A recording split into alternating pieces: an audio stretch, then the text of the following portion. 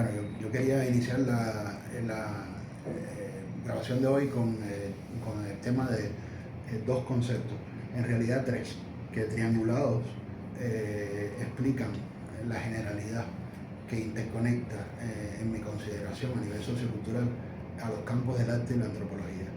En este caso, estos conceptos son el concepto de cultura material, el concepto de cultura visual y el concepto de producción simbólica. ¿Por qué yo recurro a estos conceptos? Porque si nosotros nos vamos por la vía de las distinciones entre arte y no arte, por ejemplo, entre arte, lo que se considera arte tribal o arte tradicional o folclórico, y bellas artes, a lo que tendemos es a separar los dos campos, porque las ideologías que están detrás y los preceptos culturales y de subjetividad que están detrás de las nociones de arte y no arte, es decir, en este caso arte considerado bellas artes y artesanía, hace que los dos campos se dividan y no que se reconcilien y se interconecten. Por ejemplo, el caso de la distinción entre arte y artesanía. Desde un punto de vista antropológico general, tanto las bellas artes como las artes tradicionales de las culturas tribales o meramente populares son igualmente arte desde el punto de vista de la antropología, pero desde el punto de vista del campo del arte no es así, son inconciliables.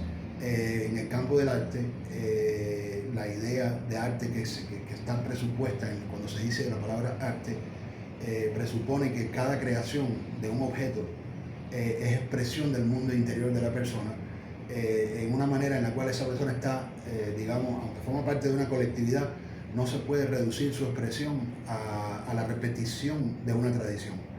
El nivel de conexión que tiene el arte, como se entiende desde la antropología, con lo útil y con lo funcional, es demasiado alto para los parámetros que hay en las bellas artes de lo que es arte. Por lo tanto, se las considera artes menores en el mejor de los casos, y en el peor de los casos se los considera que no es arte. Entonces, eso lo que hace es dividir a los dos campos. Por eso es que yo recurro a conceptos más generales, como el concepto de producción simbólica, el concepto de cultura material y el concepto de cultura visual.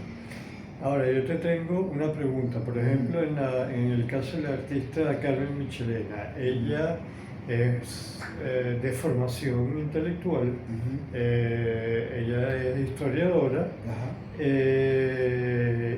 pero es de bajos recursos, digamos, en los momentos actuales, o en los últimos años. Pero ella se ha desviado y ha desarrollado un arte que es el collage, pero que todavía no ha tenido un impulso como la pintura o como otras formas de arte. Se vuelve a apagar.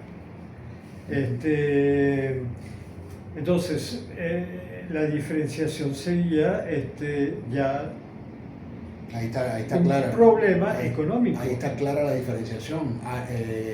Ningún artista de los que habitualmente estudia la antropología, en el África, en las culturas tribales o en las expresiones folclóricas de las tradiciones culturales, va a escoger con absoluta libertad qué imágenes componen su obra. Es decir, Carmen agarra revistas, agarra publicidades, agarra cosas que encuentra en coleccionismo y en espacios de antigüedad y escoge lo que a ella, en su libre albedrío de individuo occidental, le da la gana para componer algo. Eso ya es arte para las bellas artes. Pero lo que no hace Carmen es una obra en la cual teje exactamente como tejió su abuela, como tejió su tía, como tejió la abuela de la abuela, la abuela de la abuela de la abuela, a lo largo de la tradición. Ella no repite una cosa tal cual como ya fue hecha, donde lo único que ella hace como peculiar es poder conservar esa tradición y repetirla. Lo que se valora en lo que ella hace no es el virtuosismo de saber conservar la tradición, por ejemplo, saber hacer un plato bien hecho. Exacto. O saber tejer de una determinada manera. Lo que distingue la obra que ella hace es su capacidad de originalidad, de hacer algo diferente a lo que hizo la tradición. Esa ruptura con la tradición y esa libertad que el individuo occidental tiene de expresar en una obra lo que le da la gana, no coincide con los parámetros a través de los cuales se valora como arte las expresiones colectivas de la tradición en el folclore o en la cultura tribal. Entonces, para el campo del arte, todo lo que estudia la antropología está excluido del arte. Eso no es arte. Ya le digo, en el mejor de los casos, se lo considera artes menores. Y ahí entra solamente la cerámica, la arquitectura que es considerada un arte menor debido a que está demasiado supeditada a la utilidad y a la función. Eso ya en las bellas artes está cuño de no arte. O sea, demasiada funcionalidad, demasiada utilidad. El arte tiene que ser para la expresión interior de la persona, del individuo occidental, no para repetir una cosa que todo el mundo la vive igual, todas las casas, los apartamentos con los mismos baños, la repetición de lo mismo, ya el arte no lo considera arte.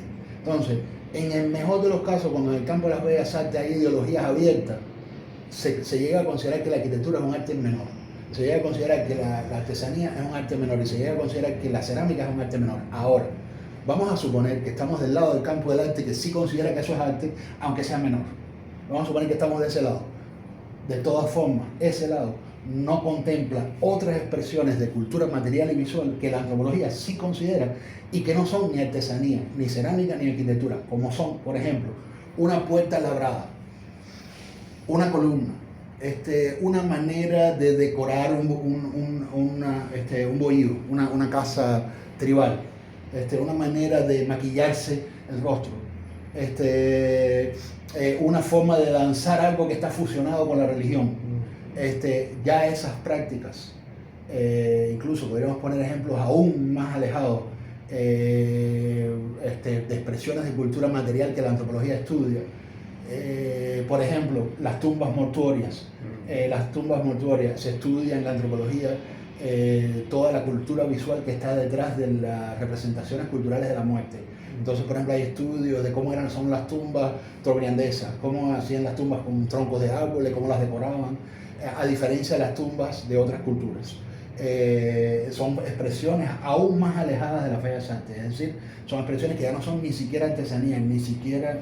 Pero son expresiones que son mucho más concretas en el espacio y en el tiempo, según la cotidianidad, que el arte moderno, que es un arte que puede ser, bueno, atraviesa toda una gama de corrientes, pero que al fin y al cabo es una expresión del inconsciente del artista. Sí, pero que lo que le quiero decir es que de todas maneras, lo que le quiero decir es que aquí están las bellas artes. Aquí están las bellas artes, en este campo, en esta área. Colindante, no considerado arte por el campo de las bellas artes, hay lo que algunos llaman artes menores, otros las excluyen, no es arte. Pero digamos que hay algunos que dicen, sí es arte, pero son artes menores, inferiores, vamos a decirles artes inferiores. ¿Por qué? Porque están supeditadas a la función y la utilidad. Se acabó, excluidas del arte. Artesanía, ahí están artesanía, cerámica y arquitectura. Ahora, la antropología no solo estudia estas artes menores, sino que estudia otras formas de cultura visual y material que son aún menos arte para este bellas artes, aún menos arte, como pueden ser las tumbas mortuorias. Por poner un ejemplo, o sea, las tumbas mortuorias ya te voy cachando. Sí, o una manera de vestirse para un ritual, por poner un ejemplo, aún más lejos todavía de las bellas artes para el campo del arte. Entonces, si nosotros le entramos a la discusión por la vía de las distinciones entre arte y no arte, arte y artesanía, vamos a la división de los campos, para lo que hace que los dos campos no se entiendan.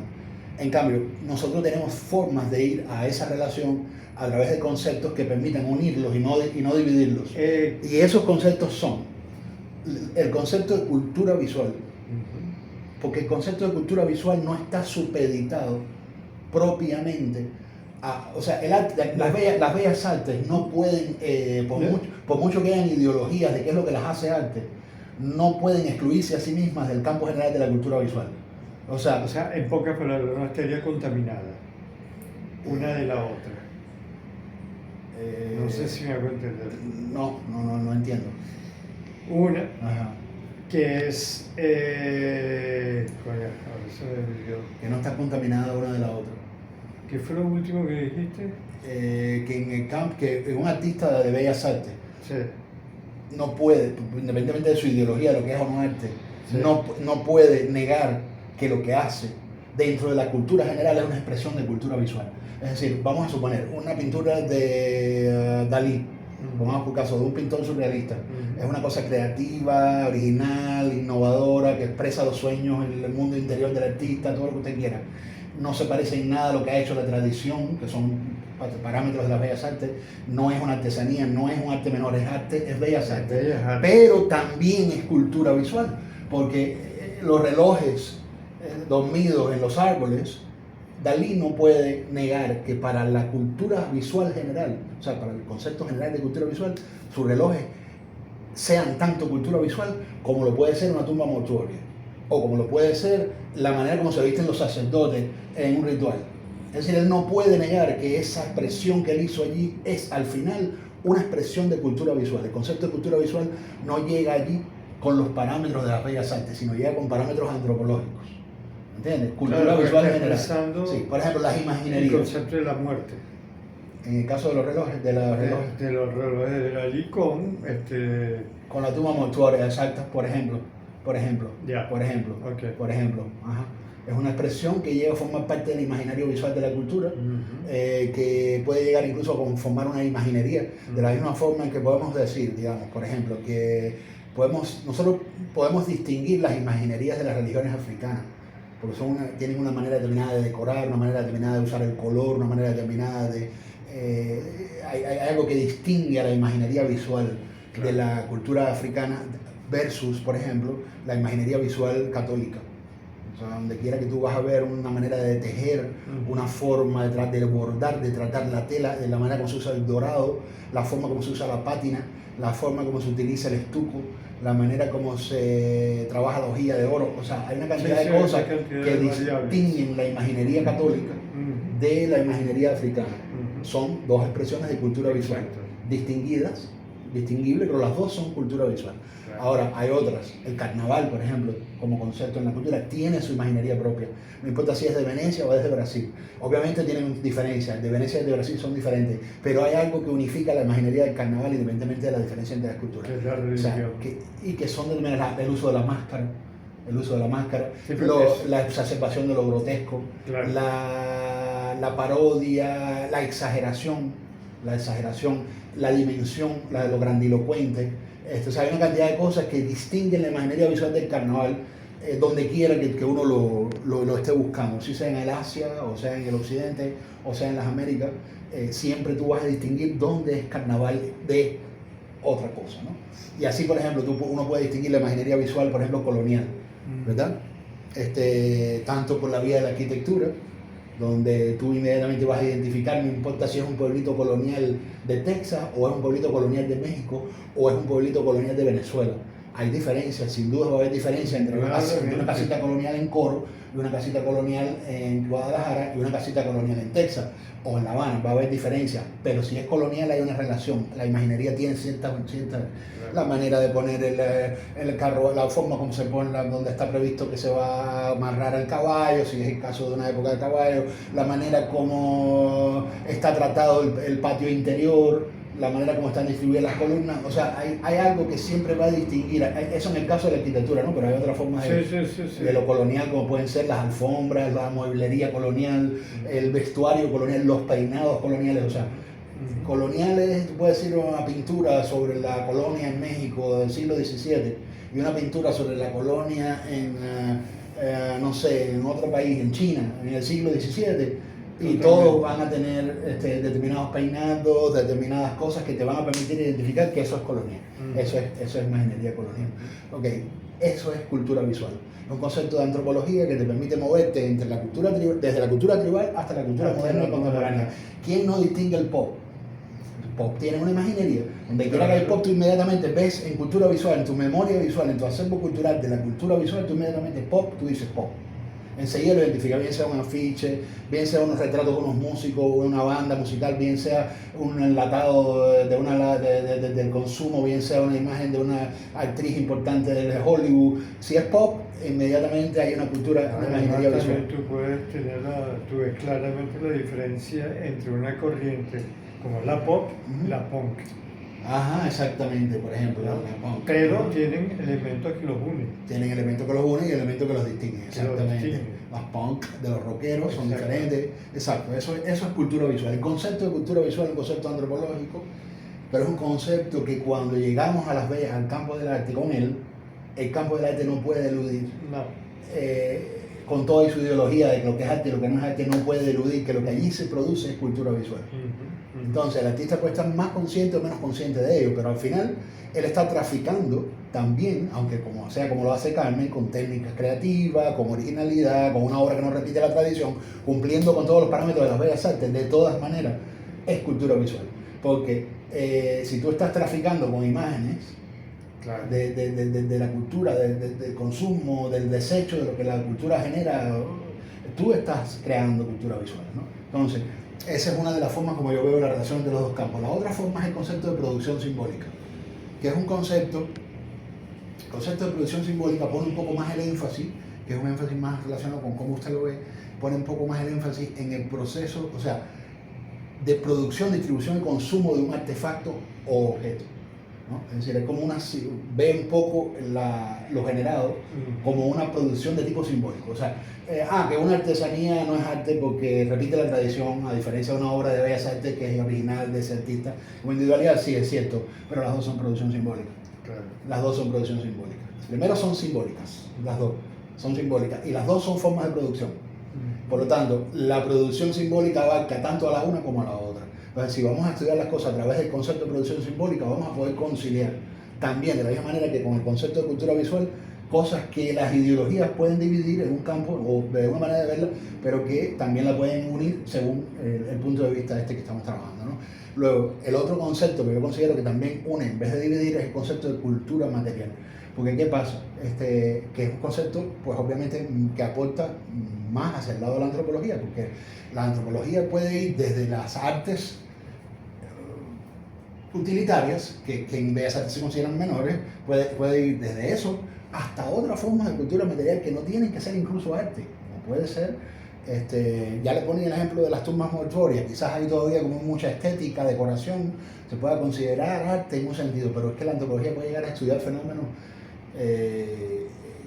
Yo le pongo el ejemplo, por ejemplo, de una puerta labrada, ponemos un caso, estoy pensando ahora en La Habana Vieja, en Cuba, fue la primera vez que reparé en este problema, ¿no? Viendo a una familia sentada frente a la puerta de su casa, muy pendiente de que pasan los turistas, consciente de que el portón de su casa que da a la calle adoquinada de la vieja Habana es una reliquia en extinción, ya que ya esas puertas ya no se hacen, porque ya no son las tecnologías de hoy, porque había una laboriosidad en la manera de decorar, de hacer una puerta que ya hoy en día no se hace. Entonces, una familia pobre, consciente de que tienen un tesoro en la puerta del portón que da a la calle, decidieron zafarla, poner una puerta normal ahí en donde estaba esa y poner esa afuera a la venta, ¿no? O sea, por ejemplo, eso es un ejemplo de cómo una expresión de cultura material, una puerta, una cosa que está aparentemente relegada, marginada, es una mera utilidad de abrir y cerrar, puede transformarse es de hecho una expresión de cultura material. El concepto de cultura material se diferencia del concepto de producción simbólica porque el concepto de producción simbólica supone una actividad laboriosa de producción de un artefacto de algún tipo. Ahí podría entrar, por ejemplo, lo que usted estudia de los instrumentos de casa y todo eso. O sea, eso sería producción simbólica. O sea, es un tipo de producción utilitaria, pero que también es simbólica, porque es decorada o porque tiene una función religiosa o lo que sea. Pero que al mismo tiempo, al producirse, se distribuye, circula y se consume, ¿no? En cambio, el concepto de cultura material puede ser más pasivo. No tiene que tratarse necesariamente de un objeto en torno al cual hay todo un ritual de producción para generarlo y luego distribuirlo y consumirlo, sino que puede ser un elemento pasivo de la cultura. Puede ser un elemento que no ha sido producido con autonomía, vamos a decirle así, con la autonomía de ser mostrado. Que no ha sido producido con la autonomía de ser mostrado, sino que está como que, digamos, supeditado a algo. No sé, puede ser estábamos viendo el otro día unos documentales de Asia, las bicicletas que inventan los transportadores de Asia hechas con pedazos de vaina para poder transportar a la gente. Es una expresión de cultura material. Ahí hay estética, ahí hay de todo. Es una cosa única de esa cultura, pero al mismo tiempo no es propiamente un objeto que se produce con un sentido simbólico de ser vendido o de ser expuesto, sino que meramente se hace para para transportar, ¿no? Para una utilidad para específica. una utilidad específica, exactamente. Como puede ser, no sé, en Cuba, por ejemplo, hay una cosa que le llaman la barbacoa. No sé si usted conoce este concepto. Me dijo Vicky que es algo que existe en Italia, no sé si será cierto. La barbacoa es, las personas tienen dificultades de espacio, o es una familia numerosa, pero lo que tienen es un espacio pequeño, pues son económicamente gente humilde. Entonces, de repente, con maderas, comienzan a dividir el espacio en dos plantas. Sí. Pongamos, este espacio tiene 4 metros de alto, ¿verdad? Bueno, ¿y por qué no? Si no somos mayores de 2 metros, tirar aquí un piso intermedio, poner una escalera, arriba ponemos un colchón. Y entonces, sí, la redistribución del espacio para que sea más utilitario a una familia. exactamente. En comodidad, Exactamente. Por ejemplo, una barbacoa es una invención popular. Eso no se le ocurrió a un arquitecto, se le ocurrió a una persona de la cultura popular que quiso solucionar un problema. Una barbacoa es un bricolage, lo que se le llama un bricolage en carpintería, ¿no? Un bricolage, o sea, un mueble, una forma de resolver un problema espacial. Un problema espacial. Desde el punto de vista de la antropología, es una expresión de cultura material.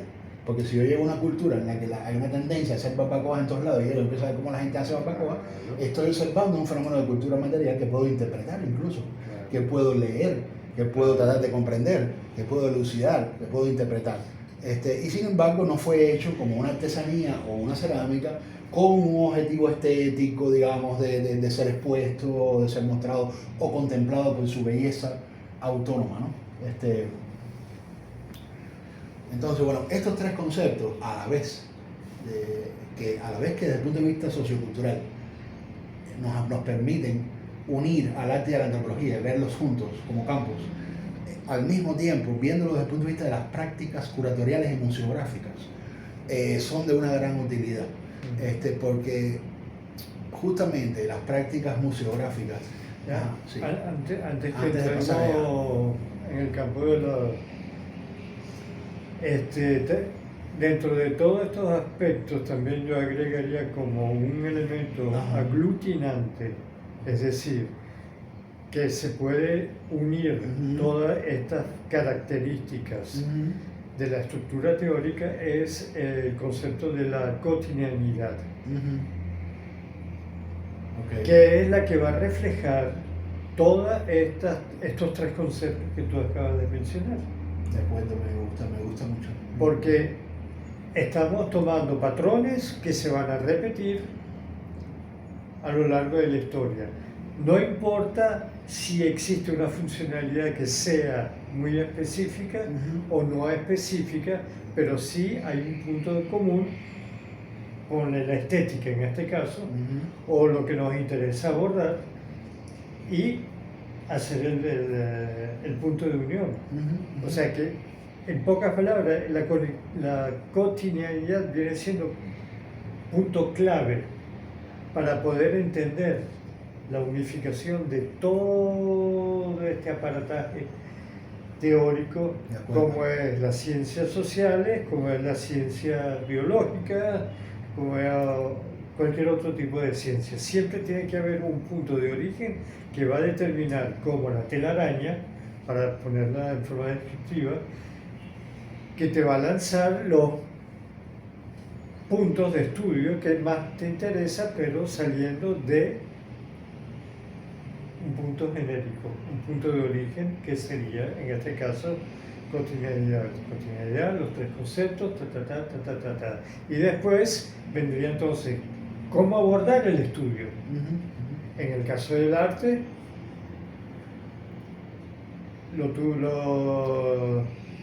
¿cómo se llama? La curaduría. Y por el otro lado, para poder explicar entonces también la parte cotidiana, sería la museografía. Pero la museografía ya vendría siendo en técnicas más interdisciplinarias que el mismo concepto en sí, que es lo cotidiano, o el estudio del cotidiano. Estoy de acuerdo que la visión de lo cotidiano es articuladora interconectora y casi que un sine qua non. Es un sine qua non. Estoy de acuerdo. Bueno, entonces, volviendo a lo que yo estaba tratando de empezar a decir, ¿no? Que yo quería decir que la perspectiva curatorial, de las prácticas curatoriales y de las prácticas museográficas, tiene que vérsela mucho con estos tres problemas que vimos antes, en la intersección entre el arte y la antropología. Lo que a mí me parece más destacable de la relación entre el arte y la antropología es el hecho de que son las disciplinas que de una manera más, digamos, intrínseca, necesitan del museo como forma de práctica. Levi Strauss tiene, por ejemplo, un ensayo que se llama El lugar de la antropología en las ciencias sociales, donde él le dedica un lugar muy importante al museo dentro de la disciplina antropológica. O sea, él dice, el museo no es subestimable, es casi que el alma de la antropología, es uno de los instrumentos principales de la antropología. Lo mismo ocurre con el arte, o sea, son disciplinas. Sí. Esto es un tema un poco complejo y difícil. Yo no lo he estudiado lo suficiente porque requiere estudiar esas otras disciplinas que también requieren del museo. O sea, es un tema que no he ahondado lo suficiente, ¿no? Porque al reparar en que también la historia necesita del museo y que también las ciencias naturales necesitan del museo, me confunde un poco, ¿no? En el sentido de que podría decir, bueno, sí, pero es relativo porque también otras disciplinas necesitan del museo, ¿no? Pero yo pienso, sí, casi todas, es cierto, pero al mismo tiempo, a mí me parece que en el caso, por ejemplo, de las ciencias naturales, la utilización que se hace del museo es muy instrumental. O sea, ¿cómo lo explico? No es que no sea útil, no es que no sea necesario, pero tiene una función más bien divulgadora y educativa. En el campo del arte y la antropología es diferente. O sea, no estoy con esto diciendo que un museo de arte no tenga también una labor educativa y una labor de divulgación. Sin duda también lo tiene.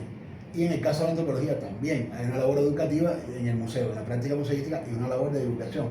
Pero, un poco como ocurre antes con la distinción que estamos haciendo entre bellas artes y artesanía, en el campo de las ciencias naturales y de la historia, es como si el museo estuviese, de la misma manera en que una analogía lo voy a hacer ahora, de la misma manera en que en la cerámica hay lo estético, pero está subordinada a la utilidad de un jarrón para tomar agua o para comer. El museo que es utilizado en la ciencia de la historia y las ciencias naturales es un museo muy instrumentalizado. O sea, es necesario para esa disciplina, pero es usado como una función y como una utilidad. Pero no es un concepto que vertebra desde adentro la definición misma de esa disciplina. No es un concepto, el concepto de museo no desempeña en lo que hace a las ciencias naturales un lugar tan importante. ¿Podría relativizarse esto? No estoy cerrándome. Podría relativizarse, y el hecho de que se pueda relativizar me confunde un poco, ¿no? Porque yo estoy tratando de sostener que el arte y la antropología son las dos disciplinas, pero el hecho de que coinciden en la cultura como problema, son las dos disciplinas que de una manera más necesaria necesitan del museo, pero además el museo las define como disciplina en el sentido general de cultura y de socioculturalidad. Es cierto que hay prácticas de antropología que no se valen directamente del museo. Está la monografía escrita, está el uso del video, del documental para hacer antropología. No todas las formas de la antropología necesitan de recurrir al museo.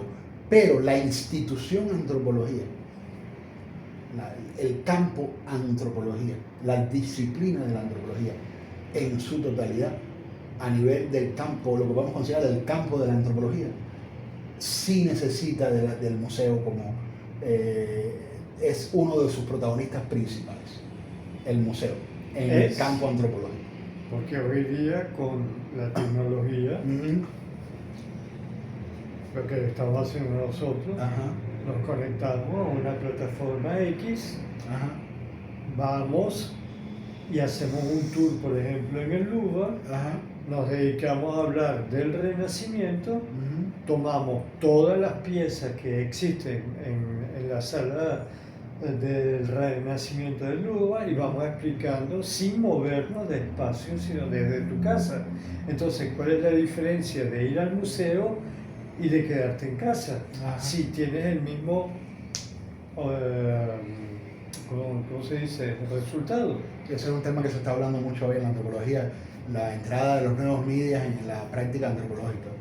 Es un tema interesante en sí mismo, la virtualización de la antropología, la entrada de incluso hasta la inteligencia artificial y de todos los mecanismos virtuales, ¿no? Para la práctica antropológica. Uno de los problemas aquí es el problema del media. O sea, del media, no ahora en el sentido de los más media o del media tecnológico, sino No. cómo se hace antropología en términos del resultado. Exacto. Antes se hacía video, film antropológico, se hacían prácticas museográficas o curatoriales de los museos y se hacían libros. Y se hacían libros. Que era el producto final del estudio. Hoy en día también están estas producciones virtuales, digitales, como otra de las formas de producción de antropología como resultado final. Como resultado final.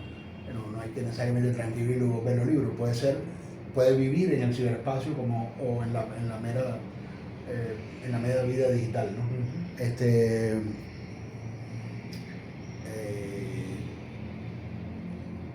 Es bastante hay, por ejemplo, esa idea, por ejemplo, de incluir prácticas según el tipo de antropología a que se esté dedicando. Por ejemplo, un antropólogo que se graduó del Departamento de Antropología de la Universidad de Rey, hay dos casos que le quiero mencionar. Hay uno que yo creo que esto se lo comenté en algún momento, se llama Stanford Carpenter. Él es de familia afro, ¿no? Afrodescendiente estadounidense. Él hizo una tesis sobre el cómics, pero el cómic negro. O sea, cómo la tradición, él hizo una tesis de antropología sobre la tradición del cómic negro, africano, donde los personajes, todo es negro, ¿no? Y hizo estudios sobre géneros, como pueden ser, por ejemplo, la importancia del coro, en la manera como la comunidad afrodescendiente se representa, la colectividad, que viene, por ejemplo, de los géneros de la iglesia afrocristiana y otras formas de la religión africana, afrodescendiente, que impacta el cómics negro, ¿no? O sea, de repente siempre aparece la comunidad dando una opinión en los cartelitos de los cómics negros, a la manera del coro en el canto, por ejemplo, cristiano, ¿no? Afrodescendiente y así. Pero entonces el caso de Stanford, desde el punto de vista de la manera como él ha practicado antropología, se ha imbricado con su objeto de estudio. O sea, él, en vez de ser un antropólogo que escribe libros de antropología, o en vez de ser un antropólogo que hace museografía o que hace exposiciones, es una antropología gráfica, exactamente. Él lo que hace es una antropología visual, que hace de su objeto de estudio también su medio de difusión. Exactamente. Entonces practica él mismo el cómic. Hubo un momento, creo que era en la década de los 70, había no me acuerdo si era el periódico El Universal o El Nacional, donde había una sección de cómics. Y a mí me llamaba mucho la atención en aquella época, porque siendo un periódico venezolano, había un cómic que se llamaba Olaf, donde describía todas las costumbres y todas las locuras, por decirlo de una manera, vikingas.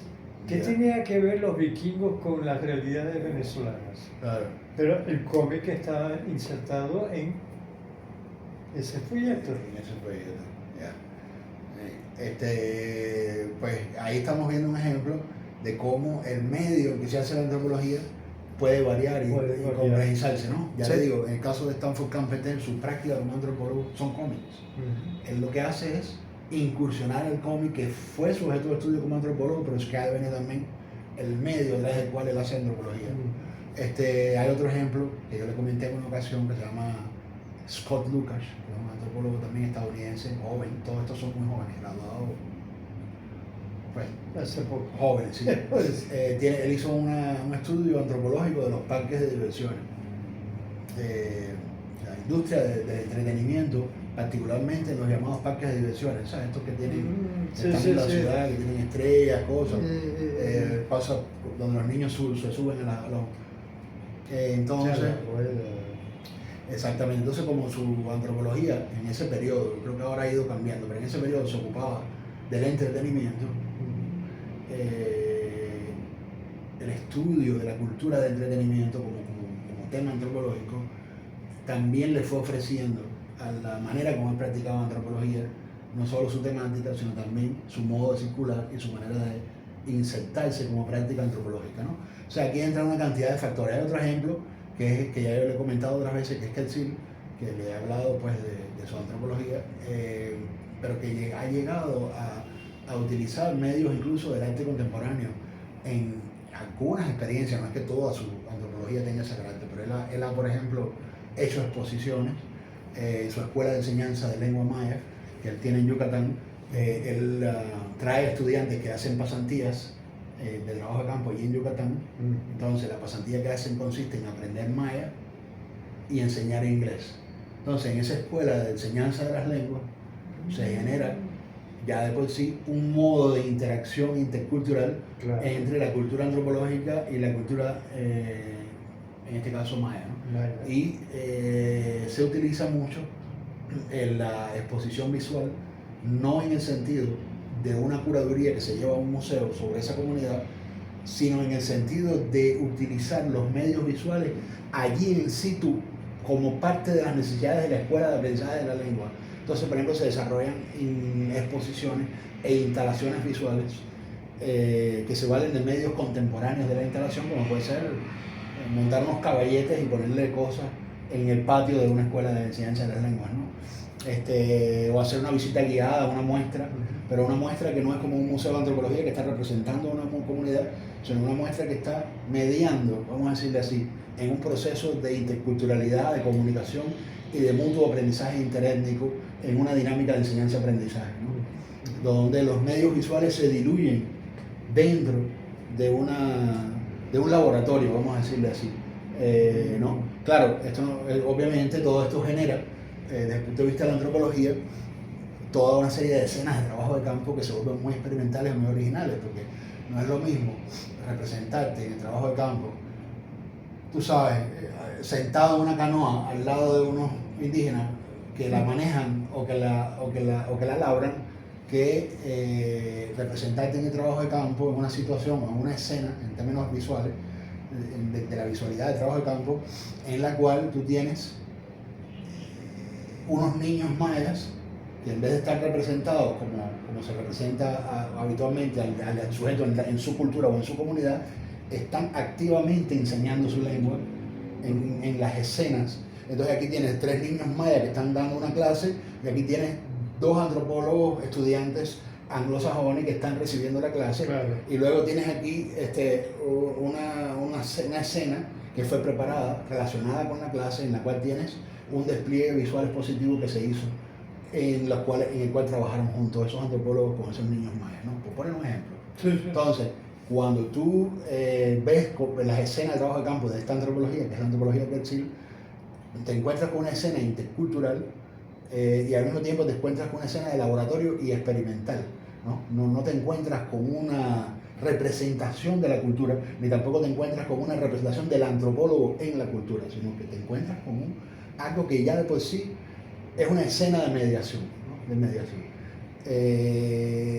Eso pluraliza la imagen del trabajo de campo, diversifica, heterogeniza la imagen del trabajo de campo, disemina la imagen del trabajo de campo, al mismo tiempo la enriquece, ¿ves? Porque también amplía el concepto de trabajo de campo. El concepto de trabajo de campo ha estado muy supeditado tradicionalmente, igual que en la pintura, en los géneros del paisaje, a un cierto paisajismo realista, o sea, una cierta idea de paisaje, ¿no? Hay un contexto en el cual está entendido dentro de cierta visión, digamos, física, territorial, ¿verdad? Como puede ser la aldea, el pueblo, la ciudad, ¿no? El concepto de trabajo de campo ha estado muy supeditado a la idea de territorio, de un territorio que está entendido como contexto de una manera demográfica, ¿no? Por una duración, y de una duración, es un espacio y tiempo.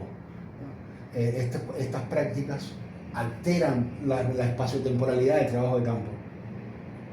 Alteran la espaciotemporalidad del trabajo de campo, generan, desde el momento en que tú tienes un setting, sí, efectivamente ahí hay un darse cita de cara a cara de formas de la subjetividad intercultural que están en relación, pero como lo que tú estás viendo es solo el momento de la interacción, porque es lo que te genera ese trabajo de campo, claro, está sacando el contexto. Los dos lados están activos, Uh-huh. lo que se está generando es un aprendizaje intercultural, ya desaparece la representación. Claro. Entonces, al desaparecer la idea de la representación, el interfase visual del trabajo de campo se convierte en un, pudiéramos decirle, generador de imágenes socioculturales de interculturalidad. No se puede omitir que al final es un setting, una escena, en un darse cita cara a cara también. O sea, hay un cierto territorio, por supuesto, pero el énfasis no, del recorte no está puesto en que sea un territorio, no está puesto en que sea un contexto, está puesto en la interacción, ¿no? Es un ejemplo de cómo se pluraliza el trabajo de campo. Yo te puedo dar un ejemplo, por ejemplo, en los talleres de lítica que los daba el profesor Felipe Bate, donde trata de explicar específicamente las diferentes técnicas que se utilizan en la talla de piedra para la fabricación de cuchillos, raidera, núcleos,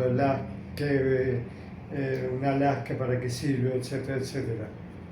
Eso sería la parte, digamos, atemporal. Pues tú estás dando es una explicación. Está fuera de contexto, tú sabes que está hablando de tecnología lítica, pero tú no sabes de qué cultura, tú no sabes de qué época, o sea, no tienes información. Entonces, cuando tú empiezas a conectar toda esa forma a través de los métodos de comparación y a través de cronología, vas ubicando en el espacio y en el tiempo las características de las puntas que tú estás reproduciendo para poder entender de forma más exacta, entre comillas, la cotidianidad de ese grupo que tú quieres entender. Sí, pero ahí vamos a lo que yo le decía una vez sobre la imaginación en la arqueología, discúlpame. Aquí quiero situar algo que usted está situando, que está implícito en lo que usted está diciendo. El contexto, ese paisaje que refiere al territorio, al contexto cultural. En el caso de la etnografía tradicional, es un pueblo, una aldea real allí, tangible. En el caso de la arqueología es una aldea imaginada, es una proyección de una idea de sociedad imaginada. Como le he dicho otras veces, la arqueología tiene un componente de imaginación mayor, porque tiene que ser imaginado algo en base a un indicio, a un vestigio o a un resto. Claro. Pero el contexto de cultura que está siendo reconstruido es una proyección de la imaginación. Es como decir, por ejemplo, por eso yo le decía que yo veo una conexión entre arqueología y restauración.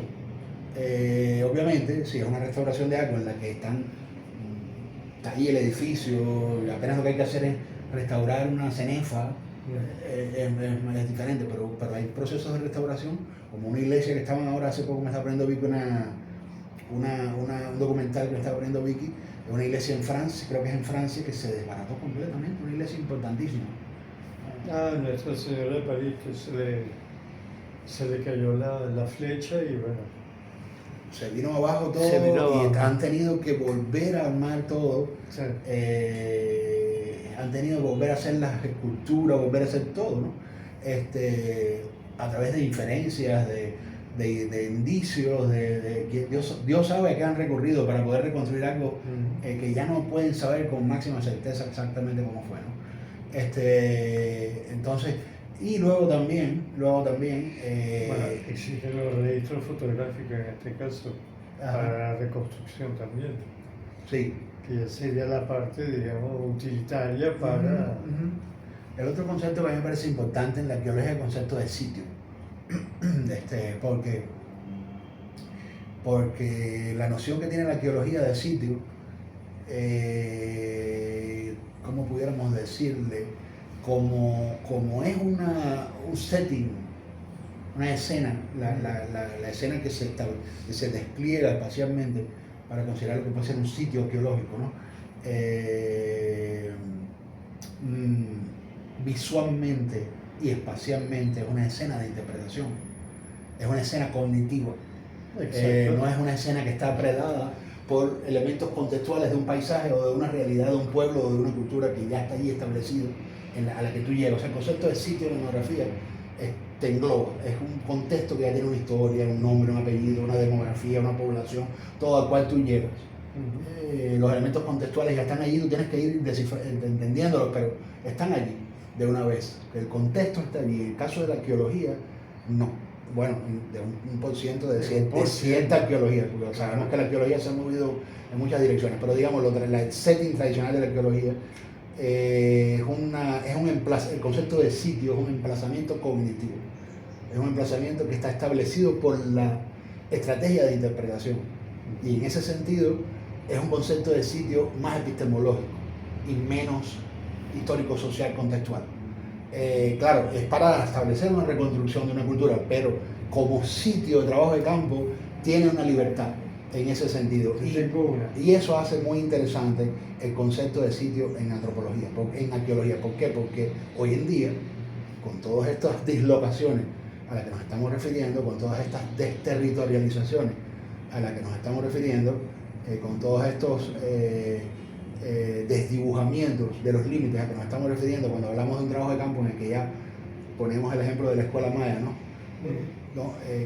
con todas estas distopías en las que se bifurca la noción de contexto, se pierde la idea de contexto hacia otras nociones, como pueden ser las nociones de interacción o de aprendizaje o de lectura. ¿Cómo se definen esos nuevos sitios? Si ya no se los puede englobar con el concepto de pueblo, de aldea, sino que de repente es una mera escuela de aprendizaje de lengua, o puede ser una escena de mero diálogo. El concepto de sitio de arqueología, que viene de la arqueología tradicional, está más deslastrado y tiene más libertad cognitiva como para ayudar a concebir y a definir de qué tipo de idea de sitio estamos hablando. Entonces hoy en día se está hablando mucho, en antropología postmoderna se está hablando mucho de antropología multisituada, de la antropología multisituada. ¿Qué me iba a decir? Disculpe que lo No, que quería ponerte un ejemplo que lo acabo de ver en un documental en la tele sobre el Partenón en Grecia. El Partenón era el símbolo de lo que fue la Grecia de Atenea, la diosa. Ella representaba toda la característica divina y le montaron un espacio solamente para ella e hicieron una estatua que representaba a Atenea. Eso fue, digamos, el máximo orgullo del Imperio griego. Pero después, a lo largo de los años, que se pretendía mantener el Partenón como una imagen de poder, como fue el Imperio griego. No sé si fue el primero que devastó el Partenón fueron los persas. Los persas liquidaron el Partenón, pero todo lo que quedó, o lo que pudo quedarse en pie, no fue reconstruido de una manera, después de que el imperio fue derrotado, Grecia asumió otra vez el control de su estado, por llamarlo de esa forma. Hay una reconstrucción del Partenón, pero lo que es interesante es que el Partenón les dejan las partes destruidas como recordatorio de que el imperio persa había sido asimilado en cierta forma y dejaron sus huellas. Entonces, que la parte estética no es que era algo que había que eliminar, sino la parte estética era como un símbolo de recordatorio que pasaba a ser un reforzamiento de la misma estética. Entiendo. Dentro de la historia. Entiendo, sí. ¿No? Usted pensó en eso por lo que estábamos hablando de los sitios arqueológicos. Sí. De alguna manera lo que está... Y después el Imperio Otomano también destruye los cimientos del Partenón, pero los griegos vuelven a hacer lo mismo. Entonces dejaron todo lo que fue destruido, reconstruyeron lo que tenían que construir para poder mantener las bases, las columnas, el techo y poner de nuevo la estatua de Atenea, pero el resto era toda la destrucción que había pasado a lo largo de la sumisión de los diferentes imperios que habían adueñado en la época a los griegos. Sí, de acuerdo. Entonces, como ir dejando las capas del tiempo y de la memoria. Exactamente. Y al mismo tiempo también... Entonces, la parte cognitiva, a eso Sí, la parte cognitiva, ajá, la parte cognitiva. Que a lo que yo quería referirme era cómo tú puedes interpretar una parte de la historia si es realmente tal como fue o si es completamente dislocada. Claro, ahí lo que yo pienso que es interesante, dentro de esta refiguración de la que estamos hablando, del concepto de sitio y del concepto de la escena de trabajo de campo, y también de la bifurcación entre museografía, curaduría y trabajo de campo, es la posibilidad de que el sitio arqueológico devenga el mismo, no ahora en el sentido de un museo al aire libre, como hablábamos en el otro esfuerzo que hicimos, el otro producto, sino en el sentido de que se pueda preparar una escena en la que el sitio arqueológico no sea un mero instrumento o un mero medio para hacer una excavación o un estudio o una investigación, o lo sea también, pero no deje de ser valorado también como un sitio que puede ser él mismo presentado. Es decir, claro. Si tú ves el sitio arqueológico como un mero instrumento para otra cosa que va a lograrse con eso, ignora el sitio arqueológico mismo, lo ves como un instrumento. En cambio, si tú reparas en la importancia que tiene la idea misma del sitio arqueológico, pues tú puedes tomar conciencia de que el sitio arqueológico mismo es un artefacto cognitivo de interpretación cultural y que puede ser mostrado también. No estoy con esto diciendo que hay que hacer un museo claro. de la arqueología que sea un museo de los sitios arqueológicos. No me refiero en el sentido de la museografía, pero sí en el sentido de la importancia que adquiere la imaginación en la arqueología. O sea, que pienso yo que la arqueología es más una ciencia de la imaginación, en un porciento más alto que el resto de la antropología, y eso no debe ser desestimado, quiero decir. O sea, eso es lo que estoy con esto diciendo que se tenga que convertir en ficción propiamente claro, dicha, claro. pero ¿por qué no también pudiera incluir algo de ficción? O sea, con cuidado, porque no se trata de pasar al campo propiamente. Ya empíricamente no puedes explicarlo, pasar a la ficción. Claro, pero digo, sin necesidad de abandonar el proyecto arqueológico, se puede hacer, en mi consideración, arqueología con imaginación, sin dejar de ser a trabajo arqueológico, y eso permite enriquecer la misma arqueología de una manera más experimental, que puede también incluir elementos de ficción, por supuesto, pero sin convertirse en un género de ficción, porque tiene que ser arqueología, pero puede ser, la imaginación puede jugar un lugar más importante, porque es una ciencia que de por sí, en ella la imaginación desempeña un lugar mucho mayor que en el resto de la forma de la antropología. Entonces, ahora, en el caso, por ejemplo, del British Museum, o el caso del Louvre, que son sitios definidos que han cumplido una función como fue los albergues de las casas reales, de las cortes, en fin, de un periodo monárquico, y que después ese mismo sitio se convierta internamente en una cosa completamente diferente y alberga sitios arqueológicos en forma de museo cerrado. Ya. Entonces, ¿cómo te explicas de un sitio a otro sitio? Eso me parece muy interesante.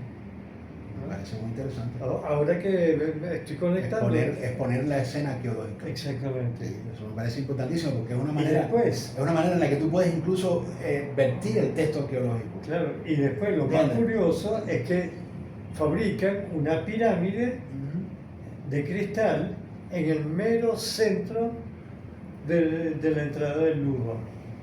Ya. O sea, tenemos tres periodos, bueno, un periodo determinado, la pirámide fue un periodo determinado, pero el museo son múltiples periodos que conforman la historia de diferentes sitios hasta que fue nutrida por la colonización francesa para enseñarle el poder, volvemos otra vez, ¿no?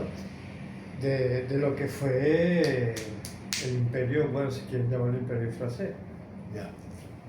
Pero entonces, los sirios me parece bien interesante porque es un sitio que se da una funcionalidad determinada dentro de otro sitio que no tiene nada que ver con esa función, pero hay como un elemento que lo une, que es el concepto de historia. Sí. No importa, es historia genérica. Claro, entiendo. Perdona que te había interrumpido. No, pero sí, me parece que ha puesto 2 veces el punto sobre las IES porque está llamando la atención sobre cosas que me parecen muy importantes. O sea, por un lado, primer ejemplo, usted remarcó la importancia que tiene, digamos, el concepto de ruina, podríamos llamarle así, en la producción incluso de un texto de la memoria cultural. Sí. ¿Por qué descartar la ruina viéndola como un mero resto de algo a lo que no podemos llegar? Si la ruina misma es un testimonio justamente del texto cultural que queremos reconstruir. Entonces, ese primer ejemplo que usted puso me parece muy importante. Hay un aural en las ruinas, vamos a decirle así, el aura de las ruinas, ¿no? No desestimar las ruinas, sino entender la importancia que pueden tener en la reconstrucción arqueológica, pero también en la evocación cultural de la memoria y de la cultura que se está estudiando, sin duda. Yo creo que las ruinas tienen una tremenda importancia. Incluso yo diría que el concepto de ruinas, de la manera como usted lo está abordando, trayéndolo de allí a la generalidad de lo que estamos hablando, tiene una tremenda importancia en la cultura. No tiene que rescatar una cultura visual en un espacio de tiempo X. Para poder entender lo que es la antropología, la antropología artística, sí. Que viene arrastrando muchos símbolos sí, sí. Y que se reflejan en las obras de arte actuales. Sí, yo pienso que las ruinas en general tienen importancia antropológico, cultural, más allá de las ruinas literarias. Por ejemplo, aquí mismo tenemos ahí, ese espacio que está ahí es una ruina. Exacto. Es un resto que ha quedado de un edificio que fue tumbado, entre otros dos, en un espacio urbano. Se ha creado como una memoria de un resto ahí de ruido que se está refuncionalizando poco a poco. Ahora lo están usando como lugar para almacenar materiales, lo están usando como estacionamiento. Pues es una ruina, incluso es una ruina, ¿no? El espacio urbano está lleno de ruinas. El espacio de la memoria está lleno de ruinas, incluso yo diría hasta el espacio doméstico también. Entonces, el lugar de las ruinas yo pienso que es importante en la antropología y en el estudio cultural, sin duda. Y el hecho de que usted remita a una escena tradicional de la arqueología, en este caso de carácter histórico, donde no se ha eliminado la ruina, sino que se las ha hecho participar de ese texto en capas, a través del cual se comunica un texto, en este caso histórico, arqueológico, me parece muy importante. Y lo otro que también usted está remarcando ahora, que es la incorporación, que es lo que yo decía antes también, pero que ya usted está poniendo un ejemplo concreto en el que se ha hecho, ¿no? Que la escena arqueológica forme parte de lo museografiado o de lo expuesto, ¿no? Porque yo pienso que la escena arqueológica es una escena interpretativa. Entonces, de la misma manera en que sirve como medio para el estudio, puede ser ella misma lo mostrado del estudio. Es decir, las capas a través de las cuales se está haciendo el estudio pueden ser uno de los recursos de los cuales la arqueología se vale para la exposición arqueológica sobre la cultura, ¿no? Estoy de acuerdo con eso, me parece necesario, imprescindible, y además creo que traza interconexiones, sí, con lo que usted le llama la antropología artística. De acuerdo en llamarle así, además, antropología artística, no lo había pensado, pero me gusta ese concepto. Lo otro que yo veo aquí también es un campo de lo que pudiéramos llamar una especie de antropología, yo le diría sociocultural, más que cultural. Yo hablaría de una antropología sociocultural interdisciplinaria. ¿Por qué sociocultural? Porque en el campo que nos estamos moviendo hay muchas cosas que se vuelven de importancia contemporánea, vigentes en la contemporaneidad de la cultura y tienen relevancia sociocultural, tienen relevancia desde el punto de vista de la socioculturalidad, ¿no? Eso contemporaneiza un poco más a la antropología y la vuelve más una reflexión vigente a los problemas que nos afectan a nosotros, no meramente un estudio, digamos, de una cultura así extinguida o de una cultura distinta o extraña, sino buscando las interconexiones, ¿no? Hay un antropólogo que yo le he comentado varias veces ya, que a mí me gusta mucho, que se llama James Clifford. Ya me lo sé. Sí, se lo he mencionado muchas veces, que él tiene una...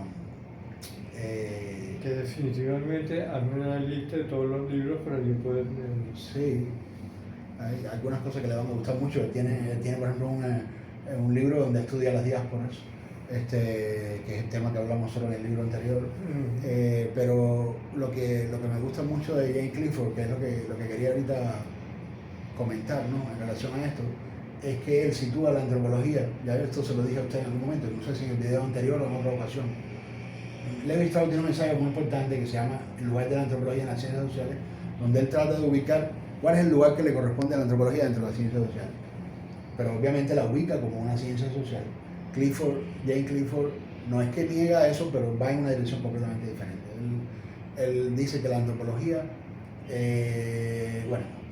obviamente más que una ciencia social, la ve como una humanidad, pero incluso la ve en el campo sociocultural como, ¿cómo pudiéramos llamarle a eso?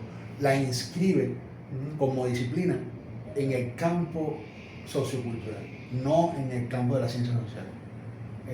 No como una disciplina en el campo de las ciencias sociales, sino en el campo de la socioculturalidad contemporánea. Entonces ahí, por ejemplo, él establece cosas, tiene una tabla muy famosa, muy conocida, me gusta mucho. Él establece, por ejemplo, lo auténtico en la tabla y lo inauténtico. ¿Qué consideramos autenticidad? ¿Qué consideramos inautenticidad? En el polo de lo auténtico tenemos el turismo, todas las formas de vender, a través de los cuales los artefactos culturales se venden a un otro.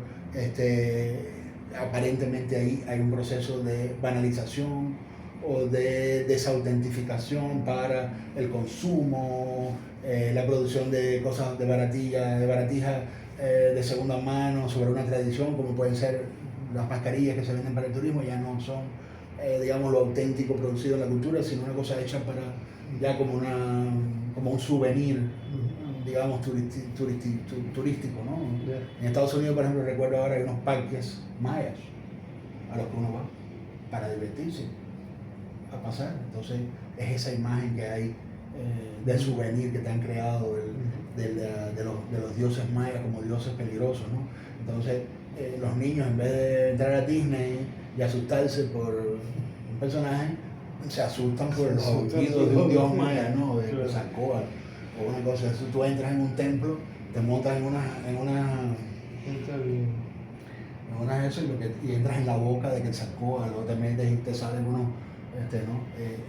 Por poner un ejemplo de cómo eso ha llegado incluso hasta la industria del entretenimiento, ¿no? Cómo ahí está el polo de lo auténtico, el polo de lo inauténtico, que también es relativizable y discutible, el polo de lo individual, el polo de lo colectivo, o sea, digamos, tradición colectivo, arte individual, O sea, es una tabla donde él sitúa todos los elementos de la socioculturalidad que corresponden a la investigación antropológica. Bueno, yo creo que volviendo al comienzo de lo que estábamos viendo, el problema museográfico y curatorial, es un poquito difícil en la práctica misma curatorial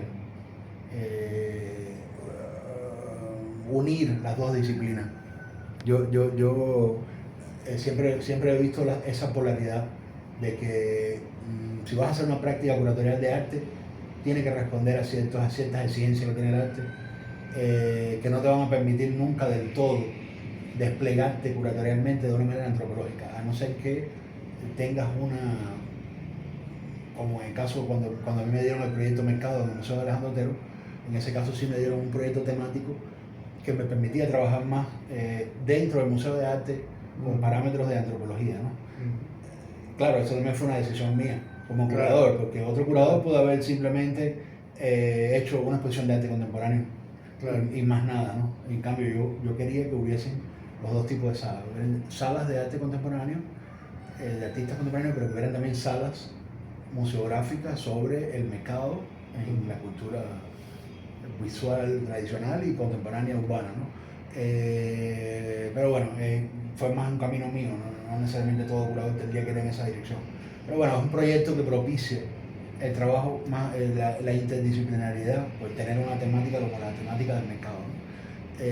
Pero no es tan fácil, no es tan fácil en los museos de arte hacer experiencias donde lo que tú estés haciendo sea curaduría de arte contemporáneo y al mismo tiempo puedas estar haciendo una práctica interdisciplinaria. Acuérdate que hay algo que siempre niega el hombre, el cambio.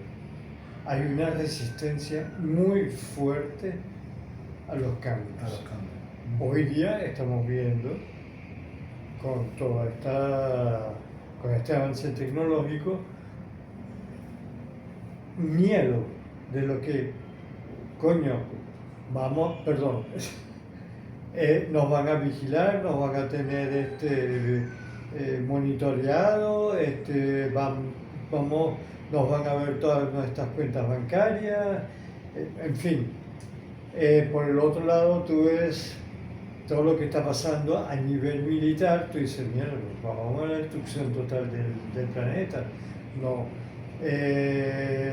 La inteligencia artificial nos va a quitar fuentes de trabajo, cómo vamos a comer, hacia qué dirección vamos a ir, qué va a pasar con la raza humana, las familias pudientes. Habrá unas que desaparecen y otras que van a tomar el control del globo terráqueo, como se está hablando de 5 familias. Pero claro, tú tienes una resistencia que tú dices, un momento, vamos paso a paso.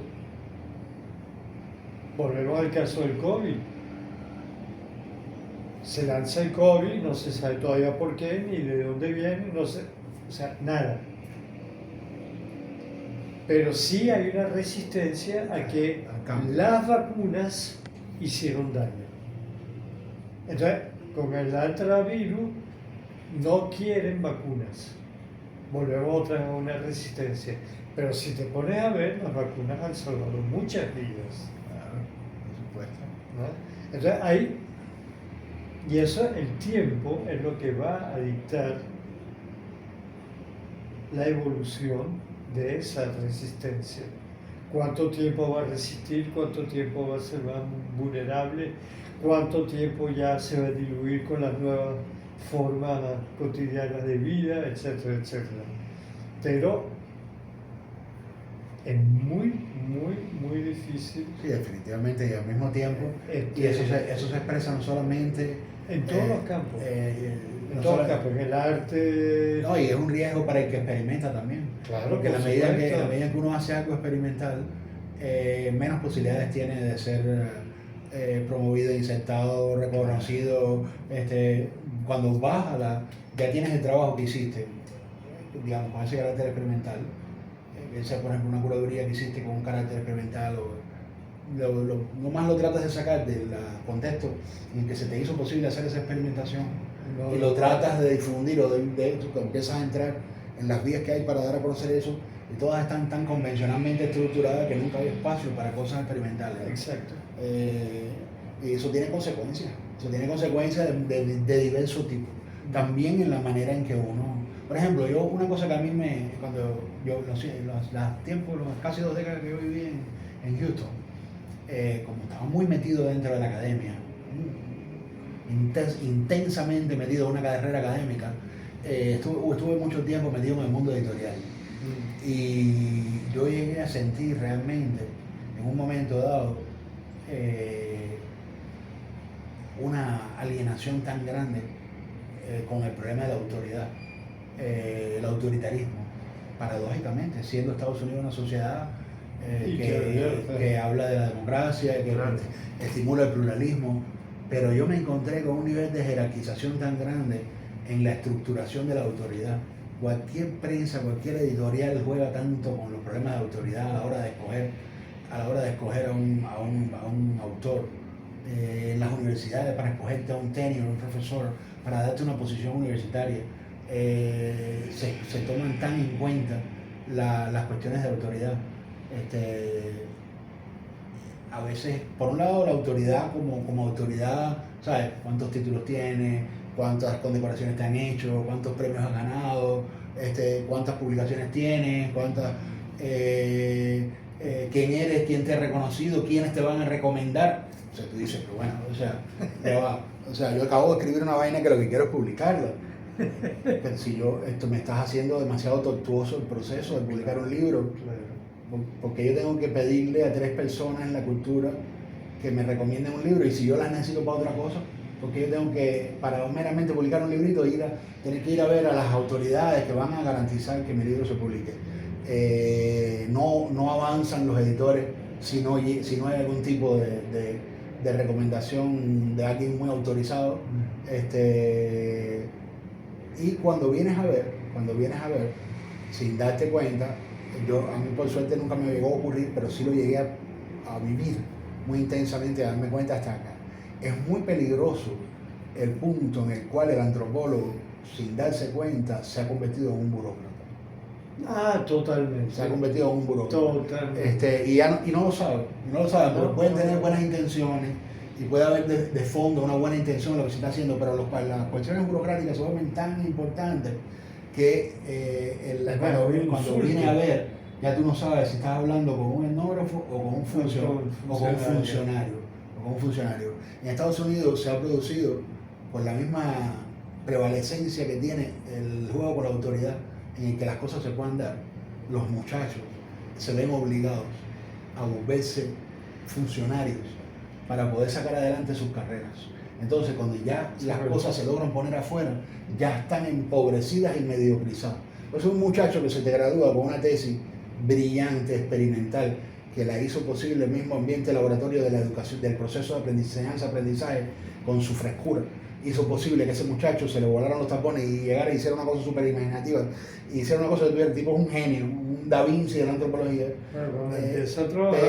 Pero eso es una cosa que está ahí en papel hecho, pero cuando hay que autorizar eso, ese muchacho tiene que pasar por unas pruebas, peores que las 12 pruebas estériles, tiene que pasar por unas pruebas y que se tiene que convertir en un funcionario para poder dar a conocer el propio resultado experimental que obtuvo en su doctorado. Entonces, ya tú no sabes distinguir hoy cuando tú ves un etnógrafo, ya no sabes distinguir si es un autor o es un funcionario. Si es un autor, un etnógrafo autor, o si es un funcionario. Borrándose los límites entre, bueno, yo no estoy en contra de que en un momento dado no creo que necesariamente una persona puede haber sido un ministro de cultura o puede haber sido un director de una universidad, no puede ser también un buen antropólogo o no puede ser también un buen artista. Se da el caso en el que hay un excelente artista que también llega a tener una posición de funcionario, pero no es lo habitual, es raro. O sea, una persona que llega a tener posiciones de funcionario difícilmente puede ser un talento creador. A veces se da el caso y uno no debe estar cerrado, porque se da el caso, pero no es lo usual. Y la tendencia realmente es a que se mediocrice el trabajo. Se mediocrice el trabajo. Entonces, sí, le comento esto porque todo eso que usted está diciendo, la resistencia al cambio, tiene también un precio. Sí. Tiene un precio que se paga. El camino para legitimar es tan tortuoso que tiene consecuencias en la calidad de lo que se hace. Termina empobreciendo las investigaciones, finalmente lo que se pone afuera es una cosa empobrecida, mediocre, porque tuvo que negociar demasiado a través de las exigencias de autoridad, tuvo que negociar demasiado y se convirtió prácticamente en una cosa que ya es una nueva catecismo funcionarial de cómo deben funcionar una estructura para finalmente hacer posible una cosa en donde lo que se quería era que una experimentación fuese reconocida por su innovación, ¿no? Entonces, precios muy altos, por lo tanto eso tiene implicaciones en mi consideración en la manera como uno decide hacer cultura y practicar cultura. Es decir, uno debe saber, en mi opinión, moverse de una forma en la que uno evite eso. Y eso tiene un precio, por supuesto que tiene un precio. O sea, eso tiene un precio. O sea, no te puedes imaginar tu libro publicado por un University Press como Harvard o no sé, no quiero mencionar una universidad en concreto para no, porque podrían haber programas nuevos en las universidades, no quiero mencionar universidades concretas, pero no puede uno imaginarse tener un libro publicado en una gran prensa universitaria porque el precio que hay que pagar es demasiado alto. Quizá pudiera darse un libro, una publicación, pero uno tiene que saber articularse de una manera en la que la manera como uno circula en la cultura como intelectual sea coherente con lo que uno quiere, al precio de lograr lo que se quiere lograr y de vivir también como uno quiere vivir, claro, ¿no? Claro. Entonces es una balanza, yo lo veo como una balanza. Sí, puede que haya algunas cositas que jueguen un poco más con determinados parámetros que se exigen, pero no todo lo que uno hace, no de una manera creyéndotelo, sino sopesando, ¿no? Es como yo lo veo. Por desgracia, el sistema siempre Absorbe. te termina absorbiendo. De una forma o de otra. O te vuelves rebelde, pero sigues las pautas, o te vuelves sumiso y sigues las pautas. Y eso es lo que decía Foucault, que el sistema ya hoy en día no es como antes, que había una posibilidad para lo alternativo. Exacto. O para lo que está en el margen, donde se interesaba, por ejemplo, cuando existía el concepto del underground, la idea de que algo pueda mantener una cierta naturaleza underground era sinónimo de que mantenía una conexión con el tejido vital de los procesos vivos de algo, ¿no? De una cultura, de un aprendizaje, de un movimiento, de una vanguardia, de una experimentación, de lo que fuese. Si había una cosa underground era, bueno, no tenía reconocimiento suficiente, estaba marginada de cierto modo, era relativamente alternativa, ocupaba un espacio subalterno,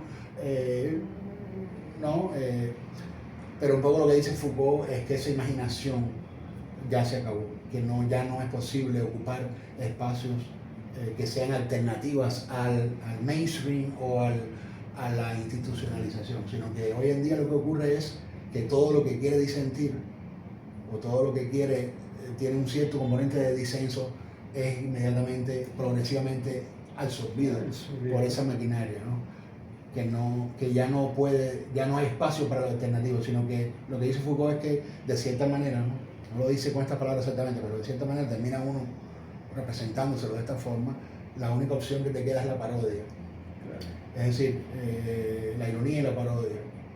Ya eres parte del sistema, estás absorbido por él, pero bueno, haces las cosas de una manera en la que parodias la situación. Burlarse no, porque si te burlas te patean, pero digamos, puedes hacer una ironía o jugar paródicamente con el hecho de que estés... Y entre los mismos burócratas se parodian. Se parodian entre ellos. El partido, por ejemplo en España, el PP y el PSOE. Y los dos son tan burocráticos que no se sabe quién es más burocrático que el otro. Pero hablan de diferentes lenguajes, diferentes formas. Uno dice que son progresistas, entonces, ¿pero qué es el progresismo? Pero el progresivo son pasos que tú tienes que escalar dentro de la maldita burocracia establecida por los mismos partidos de siglos. Ya. Y eso, la burocracia fue implantada por los Borbones. Creo que fue Carlos no sé cuánto. Que para instaurar el Estado y crear sus leyes de funcionamiento tenía que haber un aparato burocrático que te daba. Y entonces al final, coño, te volvías burocrático. Sí. Tú, que eras un vulgar pie, no pie negro, perdón, un vulgar caminante, un vulgar ciudadano de calle, estás actuando como un funcionario público. Así es, así es. Y no puedes evadirlo. Ahora, como tú dices, lo puedes obviar, lo tomas como una parodia o... Yo no estoy muy de acuerdo con Foucault, yo sí creo que hay espacios, pero bueno, lo que usted está diciendo me recordó ese análisis de Foucault, ¿no? Yo sí creo que hay espacios porque con toda la pluralización que hay mediática ahorita... Sí, pero esos son fenómenos que están surgiendo. Claro. Por primero el reordenamiento del orden mundial, después las condiciones tecnocráticas que están apoderándose del aparato de poder, etcétera, etcétera. Entonces, claro. Eso ya yo lo he mencionado muchas veces, el libro de Clifford Geertz, El antropólogo como autor. Me parece que a usted le va a gustar mucho ese libro, debería leérselo, porque es un libro que precisamente consiste en analizar la situación contemporánea de la antropología en medio de los cambios económicos y políticos. O sea, cómo todos estos cambios que estamos viviendo están afectando la esencia misma de lo que consideramos antropología. Claro. Y cómo replantear la tradición de la antropología, de qué manera la antropología tiene que reinventarse, vamos a decirle así. En medio de todas esas nuevas urgencias, de todos esos nuevos situaciones que atraviesan a la situación del antropólogo en la cultura. Es un libro que le va a interesar mucho. Claro, es un libro de los 70, está atrasado, pero bueno, habría que tratar de imaginar cómo podría haber, digamos, un libro como El antropólogo como autor, pero escrito hoy. Claro. ¿Qué se plantearía? Porque de cierta manera el antropólogo como autor es ya un precedente de un esfuerzo que se hizo de pensar completamente, reinventar y repensar completamente las preguntas de la antropología en el marco de esos problemas políticos y económicos que está viviendo la humanidad, ¿no? La globalización, todo eso. Habría que hacer un esfuerzo similar, pero en la actualidad, porque de 70 acá los cambios han sido terrible. Aún mayores, mucho mayores, ha sido muy acelerado. Exacto. Muy acelerado. Muy bien. Sí, entonces se necesita actualizar ese tipo de esfuerzos, hacer cosas nuevas en esa dirección, que replanteen, a usted particularmente que le interesa tanto la parte política y económica, podría interesarle ese tema. Debería leerlo, yo lo tengo ahí, pero está como un poco desmembrado. ¿Pero está en inglés? No, está en español. Perfecto. Yo lo tengo en español, pero tiene problemas de encuadernación. Se han zafado las páginas de encuadernación. No importa. Si quiere se lo puede leer. Sí. Creo que le va a interesar. Claro, tiene que tomar la distancia de que fue en los 70 que lo escribió. Claro, por supuesto. Finales de los 70, ¿no? Se va a dar cuenta ahí que no... Que había muchos cambios, pero todavía faltaban muchos cambios, ¿no? Ahora, okay. En forma de conclusión, sí. Como estamos dándole vuelta a nuevos procesos de pensamiento, ¿cómo concluirías tú, para cerrar este capítulo,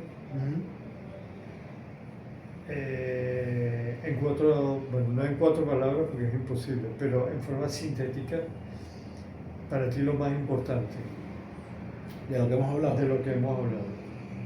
Yo pienso que, bueno, acá arrancamos con conceptos claves que unen a los campos del arte y la antropología, y de allí nos hemos ido moviendo hacia esos territorios, digamos, varios, no todos los aspectos, pero hemos ido examinando algunos problemas en los que se dan esas intersecciones de una manera que no lo habíamos abordado antes.